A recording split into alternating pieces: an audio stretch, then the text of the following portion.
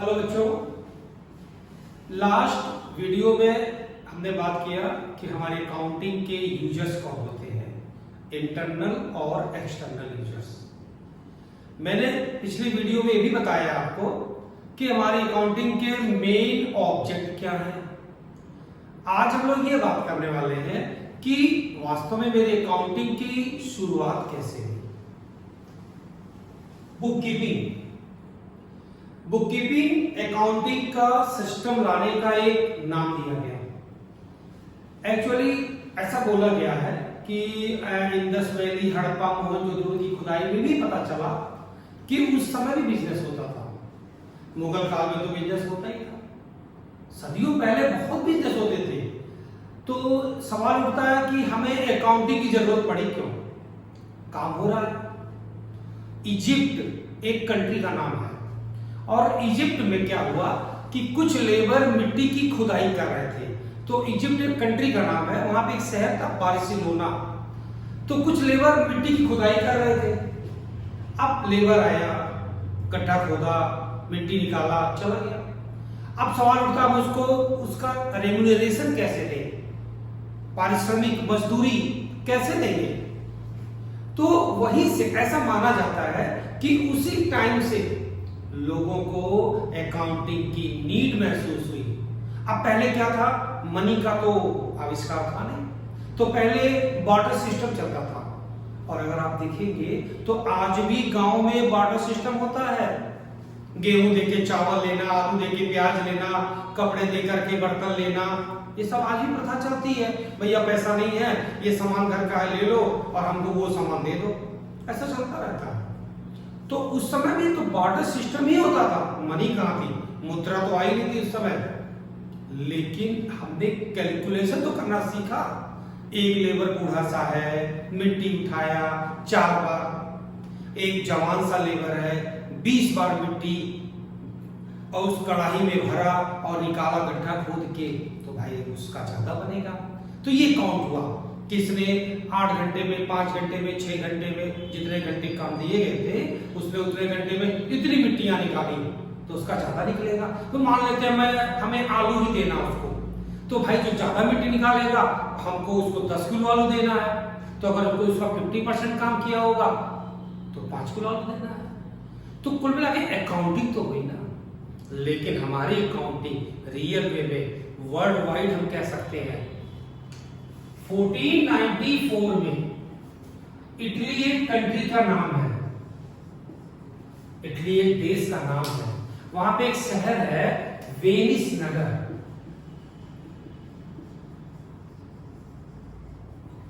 तो वेनिस नगर में एक लूकस पेसियोली रहते थे। 1494 की बात है। और मैंने पहले ही बताया कि अकाउंटिंग इससे पहले भी चलती थी।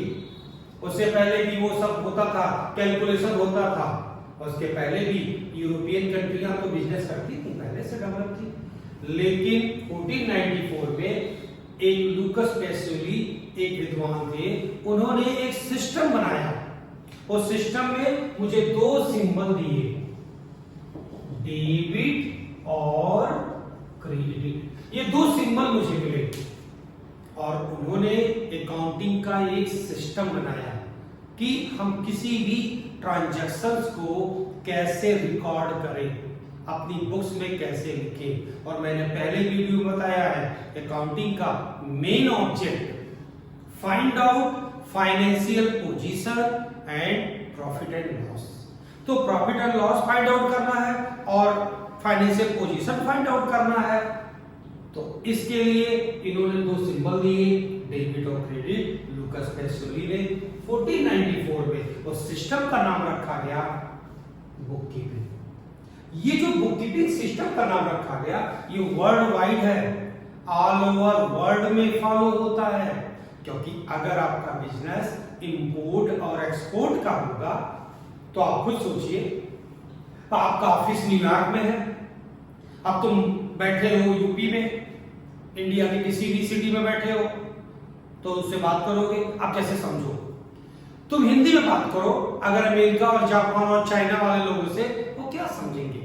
लेकिन अगर इंग्लिश में बात करोगे तो इंग्लिश क्या हो गई, इंटरनेशनल लैंग्वेज हो गई।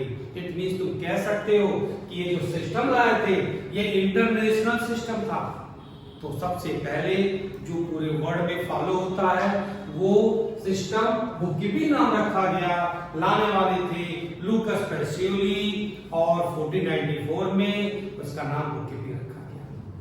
बुक कीपिंग ने मुझे बताया कि हाउ टू राइट यानी हाउ टू रिकॉर्ड कह सकते हो, क्योंकि जब हम ट्रांजैक्शंस करेंगे, अब हम जरा ट्रांजैक्शंस के बारे में बताएं आपको। ये ट्रांजैक्शंस क्या हो गए, जब मैं शॉप खोलता हूं, जब मैं बैंक खोलता हूं, जब मैं कंपनी खोलता हूं, जब मैं कोई भी बिजनेस स्टार्ट करता हूं, तो जब मैं कोई बिजनेस स्टार्ट करूंगा तो बिजनेस स्टार्ट करने के लिए मुझे कैपिटल इन्वेस्ट करनी होगी, फिर मेरा ध्यान जाएगा मेरा सेल कितना हो रहा है, मेरा परचेज कितना हो रहा है, इन सब बातों पे मेरा फोकस होगा। तो मैं कैसे समझूंगा कि 365 दिन यानी कि 31 मार्च को जब मैं अपनी अकाउंटिंग का फाइनेंशियल स्टेटमेंट प्रिपेयर करने वाला हूं तो मैंने क्या क्या सेल किए, क्या परचेज किए, मैंने क्या एक्सपेंस किए, मैंने क्या इनकम जनरेट किए और बहुत सारे।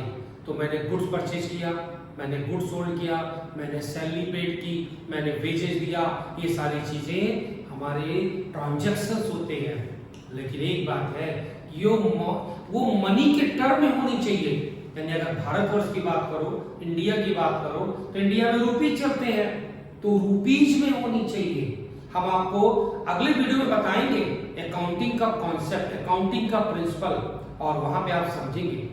तो मनी में होना चाहिए, मनी में कन्वर्ट होना चाहिए। यानी आपकी सब्जी की दुकान है, आप ऐसे नहीं बोलोगे आज मैंने 20 किलो आलू 5 किलो प्याज बेचे ना।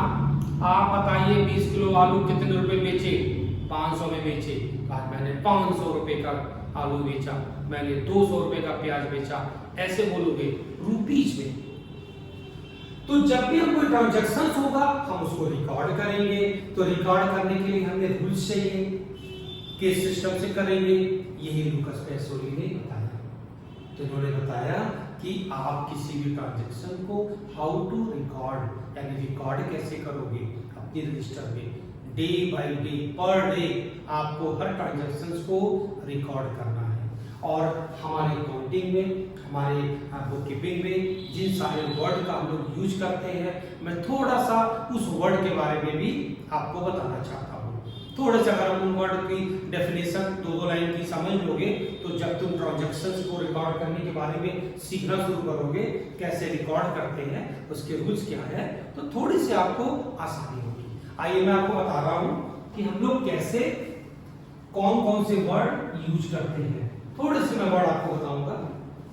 जैसे बिजनेस क्या होता है, capital, purchase, assets, debtor, creditor, drawings. Business तो फर्स्ट लेक्चर में बात कर रहे थे। मनी अर्न करने के लिए जो लीगल मतलब कि गवर्नमेंट द्वारा परमिटेड हो, जो सोशल के द्वारा परमिटेड हो, ऐसा कोई भी वर्क बिजनेस होता है।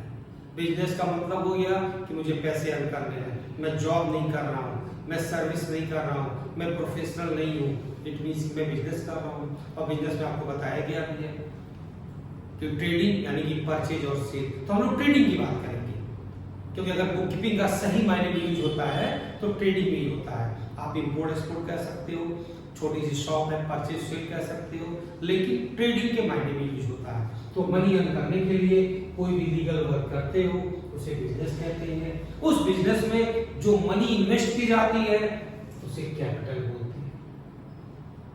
अब मैंने पहले बताया कि परचेज और सेल का तुम्हारा काम है, यानी तुम्हारी कोई शॉप है, छोटी सी शॉप है, बड़ी सी शॉप है, मॉल में बहुत बड़ा सा शॉप है, कोई बात नहीं, आप सामान खरीदते हो होलसेलर से और रिटेलर को बेचते हो। आप सामान खरीदते हो होलसेलर से और कस्टमर को बेचते हो। तुम कौन हो? तुम रिटेलर हो। तो तुमने परचेज किया। सपोज तुम्हारी शॉप है बुक्स की, सपोज तुम्हारी शॉप है गारमेंट्स की, तुम्हारी शॉप है मेडिसिन की, तुम्हारी शॉप है शूज की, यानी जूते की दुकान है या कपड़े की दुकान है या वो बुक्स की दुकान है, कोई भी, तो उस जो आइटम डील कर रहे हो, जो तुम्हारा आर्टिकल है, हम उसे गुड्स कहते हैं। अगर किसी कभी शॉप में जाओ, कहीं भी जाते हो सामान लेने, तो कहते होंगे, वो बिजनेसमैन बात करते होंगे, अरे भाई गोडाउन में इतने रुपए का माल पड़ा हुआ है, इतने रुपए का माल जलकर राख हो गया, इतना रुपया माल नुकसान हो गया, इतने, तो गुड्स बोलते हैं उसको।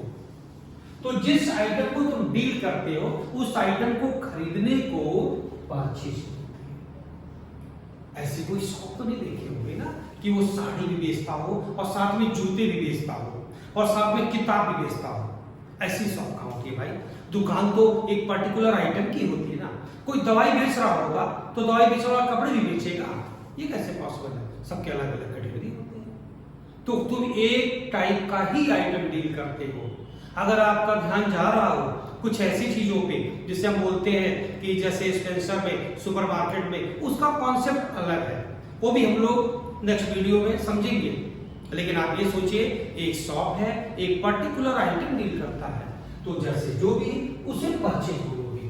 कपड़े की दुकान है, हम तुम्हारी दुकान पर आए और बोले, अरे भाई वो कहाँ है, मिलना था मुझसे, तो पता चला कि वो गए हैं परचेजिंग करने, तो मैं समझ जाऊंगा तुम्हारी कपड़े की दुकान है तो तुम मुंबई गए हो, चेन्नई गए हो कपड़े खरीदने, तभी तो बेचोगे। तुम्हारी दवा की दुकान है, मैं तुमसे मिलने आया, मालूम हुआ कहाँ गए हैं, तो आपका एम्प्लॉय बता रहा है, भैया वो तो गए हैं परचेजिंग करने, मैं समझ गया वो तुम मेडिसिन लेने गए हो। वरना आपकी बोलचाल की भाषा में परचेजिंग का मतलब शॉपिंग होता है, अकाउंटिंग में ऐसा नहीं होता, कॉमर्स में ऐसा नहीं होता।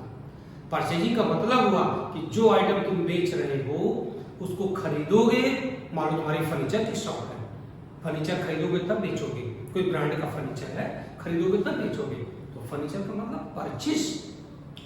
उस आइटम का नाम नहीं लिखते अकाउंटेंसी में, परचेज वर्ड यूज करते हैं। लेकिन आपके बिजनेस को सपोर्ट करने के लिए जितने सारे इक्विपमेंट, जैसे साड़ी की दुकान है, एसी लगा दिए, जनरेटर लगा दिए कस्टमर के लिए, वाटर कूलर रख दी, ठंडा पानी कस्टमर आएगा पिलाए रहेंगे, थोड़ी देर बैठे हुए देगा, तभी तो सामान वहां लेगा, ये सब एसेट्स है, यानी वो चीज जो तुम्हारे बिजनेस को प्रमोट करता है। अब डोमिनोज पिज्जा वाला है, तो डोमिनोज को तुमने, जोमेटो को तुमने ऑर्डर कर दिया, तो जोमेटो जब ऑर्डर करोगे तो आप तो अपना मोबाइल में देखते रहते हो, मेरा खाना लेके चल रहा, आप यहाँ पहुंचा है, 10 मिनट में पहुंच जाएगा। किससे उड़ रहा आ रहा, उड़ क्या आ रहा है, क्या बाइक से आ रहा है, वो बाइक उसके बिजनेस को सपोर्ट कर रहा है। और जितनी अच्छी बाइक होगी, रास्ते में कहीं पंक्चर नहीं होगी, कहीं खराब नहीं होगी, तो डिलीवरी जल्दी से होगी। तो जोमेटो ने क्या किया, स्विगी ने क्या किया, डोमिनोज पिज्जा ने क्या किया, बिल्कुल अच्छी अच्छी बाइक वालों को रखा, तो बाइक से आए और जल्दी से फास्ट डिलीवरी कर दिए, बिजनेस बढ़ गया। तो बिजनेस बढ़ा कैसे? ऐसे एक कस्टमर आया दोपहरिया में आपकी दुकान पे, पसीना पोंछ रहा है, लेकिन आपने एसी लगा रखा है, आराम से बैठ गया, ठंडा में पानी भी पिला दिए, हाँ बोलिए भाई साहब क्या चाहिए, तो दूसरे बार उसका मूड बड़ा ठंडा हो गया, अच्छा हो गया। अब वो सोचेगा कि हम 2 घंटे दुकान में बैठ जाते तो अच्छा रहता, बाहर बड़ी गर्मी है, तो 2 घंटे खाली में बैठेगा, अरे कुछ तो खरीदेगा। तो बताओ, एयर कंडीशनर और लाइट चली गई तो जनरेटर स्टार्ट कर दिए, ये सब क्या होगा तुम्हारे लिए? एसेट्स। तो एसेट्स तुम्हारी बिजनेस को प्रमोट करता है। अब एक डिफरेंट समझ लो, नहीं तो आगे अकाउंट्स वाले बच्चों को बहुत प्रॉब्लम होती है। देखो, तुम्हारी दुकान कपड़े की है, तुमने एयर कंडीशनर लगाया कस्टमर के लिए, तो जब कस्टमर आकर के बैठेगा तो एयर कंडीशनर एसेट्स हो गया और सेल हो रही है। अगर तुम्हारी शॉप एयर कंडीशनर की है तो एयर कंडीशनर तुम्हारे लिए क्या हो जाएगा? परचेज हो जाएगा, क्योंकि तुम एयर कंडीशनर खरीदते हो, बेचते हो। तो एयर कंडीशन एक बार तो एसेट्स हो गया, क्योंकि तुम्हारा बिजनेस एयर कंडीशन का नहीं था। अब तुम्हारी दुकान एसी की हो गई, तो एसी क्या हो गया तुम्हारे लिए? परचेज। और एसी की दुकान पे जनरेटर लगा दिए, तो कोई आदमी आया, बोला भैया एसी जनरेटर का लोड लेगा कि नहीं, खट से जनरेटर स्टार्ट किए और दिखा दिए उसको, हाँ भैया देख लीजिए तो जनरेटर क्या हो गया एसी की दुकान पे? एसेट्स हो गया। और तुम्हारी दुकान अब जनरेटर की है, अब तुम जनरेटर खरीदते और बेचते हो, तो जनरेटर क्या है? परचेज। और जनरेटर की दुकान पे एक एसी लगा दिए कस्टमर को दिखाने के लिए, तब एसी क्या हो गई तुम्हारे लिए? एसेट्स। यानी अगर मैं 4, 5, 10, 12, 15 नाम बता दूं, लिख लो, ये परचेज है, ये एसेट्स है, ये पॉसिबल नहीं है। आपको क्या देखना है? एक आइटम जिसका बिजनेस करते हो वो तुम्हारे लिए परचेज है, लेकिन इसके अलावा अगर कोई आइटम दूसरा रखते हो बिजनेस में, वो एसेट्स है। बाकी जब उस एसेट्स वाले आइटम का ही बिजनेस हो रहा हो, जैसे तुम रट के बैठे हो, एसी तो एसेट्स है, जनरेटर तो एसेट्स है, लेकिन अगर एसी की दुकान है तो आपके लिए एसी परचेज है। और जब हम रिकॉर्ड करते हैं, बहुत ध्यान देना पड़ता है कि मैं जब न्यूमेरिकल सॉल्व कर रहा हूं तो वो हमारा जो बिजनेसमैन है वो कौन सा आइटम डील करता है। डेटर, डेटर मीन्स होता है जो हमें पैसे देने वाला हो, और डेटर क्रिएट कहां से होगा? क्रेडिट से। यानी सपोज करो कि तुम्हारी दुकान है किराने की, ग्रोसरी शॉप है, तो ग्रोसरी की शॉप तुम्हारे मोहल्ले में है, सड़क पार किए, दौड़ गए, भैया एक पाउच शैम्पू दे देना, तो नहाने जाते शैम्पू खत्म हो गया, वो लिख लेंगे, वो दुकानदार लिख लेगा, भैया 1 किलो चना दे दो, दे देगा, पैसे से बाद में जाएंगे, वो महीने की 1 तारीख में सैलरी मिलेगी तब जाएंगे, भैया ये पर्चा ले लो, मेरा सामान ये पहुंचा दो घर पे। ये तुम उस दुकानदार के डेटर हो गए, क्योंकि आप उसको पैसा देने वाले हो। तो मैंने आपको शुरू में बताया कि आप अपने आप को एक बिजनेसमैन एज्यूम करोगे, तो तुम बिजनेसमैन हो, और तुम्हारी शॉप से जो कोई उधार सामान खरीदेगा, तुमको फ्यूचर में पैसे देगा, वो तुम्हारा डेटर। और तुम कहीं होलसेलर से सामान खरीद के लाते भी होगे, तो जब तुम उससे सामान खरीद के लाओगे तो तुमसे वो पैसे बाद में लेगा ही, तो वो तुम्हारा क्रेडिटर। अब से सुन लो बिल्कुल इजी लैंग्वेज में, जो हमें पैसे देने वाला वो हमारा डेटर, और जो हमसे पैसा लेने वाला वो हमारा क्रेडिटर। अब मुझसे कोई पैसा क्यों लेगा भाई? क्योंकि मैंने उससे उधारी खरीदा है, तो क्रेडिट परचेज। और कोई हमें पैसा क्यों देगा? क्योंकि मैंने उधारी बेचा है। ये क्रेडिट और ये क्रेडिट दोनों अलग अलग हैं, ये सिंबल है, इसको ये यूज करते हैं। ये तो क्रेडिट मतलब उधार, उधार को भी तो क्रेडिट कहते हो। तो जब तुम उधारी सामान बेचोगे तो डेटर क्रिएट होगा, और जब तुम उधारी सामान खरीदोगे तो क्रेडिटर क्रिएट होगा। तुम्हारे अकाउंटिंग में ये दो नाम आ जाएंगे। अब तुम मोहल्ले में दुकान खोल के देखो, 1 हफ्ते के बाद उधारी शुरू हो जाएगी, भैया ये सामान दे दो, भैया वो सामान दे दो, आप एक रजिस्टर खरीदेंगे, सबका नाम लिखेंगे, वो जो रजिस्टर खरीदे हो ना, वो लिस्ट ऑफ डेटर्स हो गई, इतने लोगों से पाने हैं, लिखते रहोगे, चलता रहेगा हिसाब। इस तरीके से ड्राइंग्स, अगर आप सर्विस करते हो तो तुम्हें सैलरी मिलेगी, अगर तुम डॉक्टर हो, इंजीनियर हो, यानी कि प्रोफेशनल हो, तो तुम्हें फीस मिलेगी। लेकिन तुम तो बिजनेस कर रहे हो, तुम ही मालिक हो, तुम ही ओनर हो, तो दुकान को चलाने वाले तुम ही तो हो, तो तुमको सैलरी कौन देगा? तो बताओ घर का खर्चा कैसे चलेगा? तो हम क्या करेंगे? बिजनेस से पैसे निकाल लेंगे थोड़े थोड़े जो जरूरत पड़ेगी। यानी पर्सनल यूज के लिए, हाउस होल्ड एक्सपेंस, घर के खर्च के लिए जो पैसे विड्रॉ किए जाते हैं बिजनेस से, दैट इज कॉल्ड ड्रॉइंग्स। हम उसे ड्रॉइंग्स कहते हैं। ये थोड़े से वर्ड थे, मैंने इसलिए आपको एक्सप्लेन किया कि हम जब बुक कीपिंग, अकाउंटेंसी, अकाउंटिंग के बारे में डिस्कशन करेंगे तो इनके नाम आएंगे, तो आप इसको समझ सकेंगे। आपको जब जब मन करेगा बार बार रिवर्स करके आप इन डेफिनेशंस को समझते रहिएगा। आपके लिए आगे चलकर जब तुम लॉन्ग न्यूमेरिकल लगाओगे तो ये सब चीजें बिल्कुल तुरंत दिमाग में सेट हो जानी चाहिए। अब मैं बुक कीपिंग से आगे बढ़ता हूँ।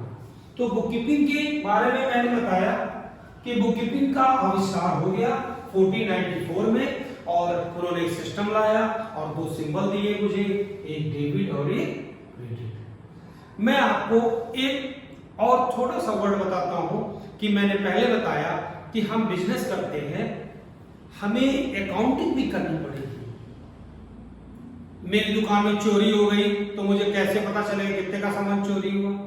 दुकान में आग लग गया तो कैसे पता चलेगा कितने का आग लग गया? आप किसी दुकान में सामान लेने जाते हैं, कैमरे लगे रहते हैं, दुकानदार को पता है किस कस्टमर को क्या क्या सामान रखा है काउंटर पे देखने के लिए, और उसकी नजर रहती है सब पे। काउंटेबल भी है, कंप्यूटर में सब दर्ज है, रजिस्टर में सब लिखा भी है, पता चल जाएगा। तो अकाउंटिंग के बहुत सारे फायदे हैं, लेकिन सबसे बड़ा जो मेन मोटो है हमें अकाउंटिंग करने का कि हमारा प्रॉफिट या लॉस, यानी हम कहाँ हैं। अगर मैं सर्विस करता हूँ ना, तो मेरी अगर सैलरी बढ़ जाए, अगर मैं प्रमोट हो जाऊं, तो मैं फिर समझ जाऊंगा मैं अच्छा काम कर रहा हूँ। मेरी फीस बढ़ जाए और मेरे कस्टमर पे कोई भी कुछ इंक्रीज डिक्रीज का डिफेक्ट नहीं पड़े तो मैं समझ जाऊंगा। लेकिन बिजनेस में कैसे समझेंगे? ऐसे 10 लाख रुपए कैपिटल लगाए, एक साल में 3 लाख रुपए का प्रॉफिट अर्न किया, ठीक है चलिए अगले साल थोड़ी और मेहनत करेंगे तो प्रॉफिट मेरे 4 लाख रुपए के हो गए। अब अकाउंटिंग बोल रहा है, अकाउंटिंग रिकॉर्ड देखा, इतना मेमोरी कैसे किसी की स्ट्रांग हो सकती है? तो वो अकाउंटिंग में देखेंगे 3 लाख कमाया, अगले साल 4 लाख कमाया, फिर 8 लाख कमाया। अब रिलायंस इंडस्ट्रीज धीरू भाई अंबानी ने जब स्टार्ट किया तो बोला जाता 5,000 रुपये कैपिटल लगाए, और किसी एक टाइम में उनकी share value, market value 84,000 crore रुपए हो गई। तो इस तरीके से हम लोग अब नेक्स्ट वीडियो में बुक कीपिंग के साथ अकाउंटिंग और अकाउंटेंसी भी डिस्कस करेंगे, और उसके बाद हम लोग अकाउंटिंग कॉन्सेप्ट के बारे में बात करेंगे। ठीक है बच्चों।